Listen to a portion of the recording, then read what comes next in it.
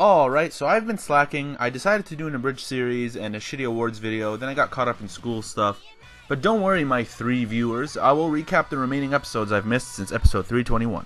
Okay, so unlike future fights, animation isn't much of a talking point here, at least for me. Rather, my problem with the episode and this fight is that PAKUYASA was literally the highlight of the Bato vs Gintoki fight. The actual fight couldn't live up to the hype of this guy, so I think that sums up my thoughts on the actual battle. Okay, I forgive the previous episode because Hype City. But again, Sakamoto just can't catch a break.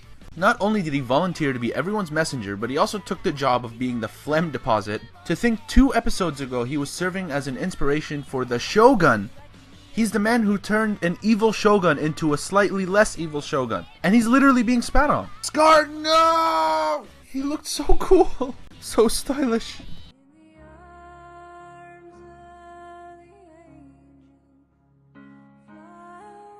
Okay, I would like to sincerely apologize for all the shit I gave Umibozo in the past. That'll be all. But Umibozo, you're still balding under that cap. Try all you want, but you're not gonna look cool. Moving on, Umibozo almost looked cool in this scene, but I'm totally hyped for some more family feuding among Kagura's folks. Now with 60% more Umibozo then interrupted the meeting and tried to make a One Piece reference so people could think he's cool. Seriously though, the Yato fights never disappoint.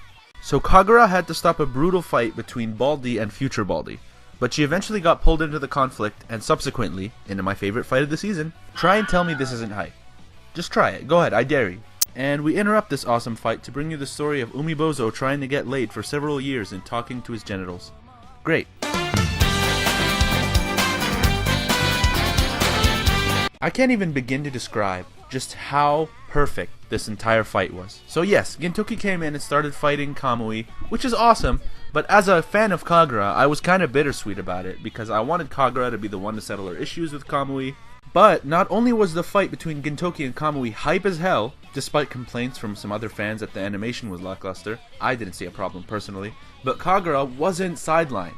She was in the thick of the battle, she wasn't reduced to a helpless onlooker. Hell, even Shinpachi got involved. And Kagura stayed involved and ended up being essential to beating Kamui. And the fight ended right, with her and Kamui's reconciliation.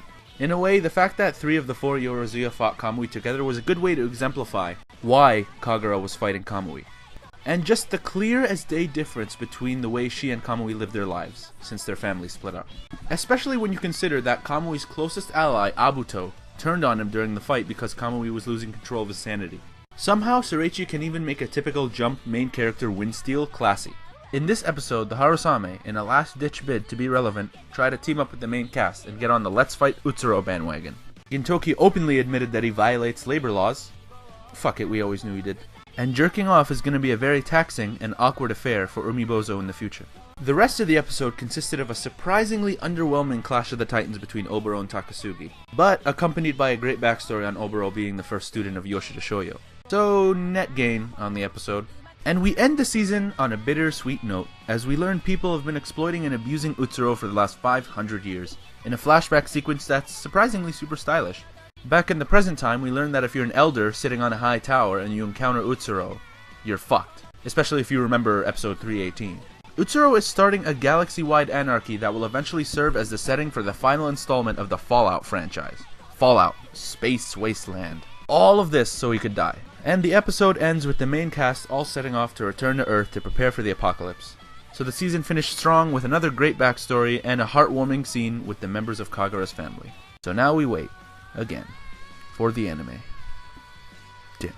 And that's the rest of Gintama. I don't have a lot to say. Overall, it's been a great season, tons of memorable moments, and a bunch of great fights, with a few hiccups along the way, but nothing bad enough to take away from the quality of the season.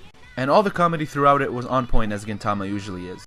Just a shame this season was so short.